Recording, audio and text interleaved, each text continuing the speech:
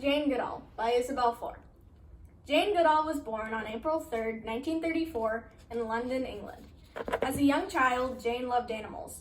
She also had a mother who encouraged that love. In her book, she tells the story of when she hid in a hen house for hours, trying to figure out where the eggs came out. Her family could not find her, so they got the police involved.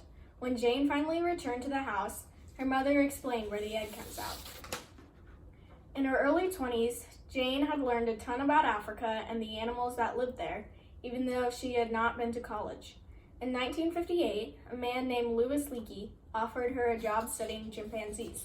She continued to study them even when she went off to Cambridge University to get her PhD. Jane studied chimpanzees in the African forests. She learned about their behavior and their personalities. She spent years there and discovered many incredible things. For example, she found out chimpanzees aren't vegetarians, like everyone thought they were. She also discovered that chimpanzees can make and use tools. As I said before, from a young age, Jane always loved animals. She also had a mother who shared that love. Jane also wanted to travel. Finally, she got her opportunity to travel and study animals. She was ecstatic. She would get to study chimpanzees in Africa. At first, Jane did not have many methods. She would just sit outside, far enough away from the chimpanzees that they would not get scared. Then she would just watch them for hours. After time, the chimpanzees started to trust Jane. She would walk beneath the trees where the chimpanzees were and watch them more. She did not have tools, but she used time to let the chimpanzees trust her.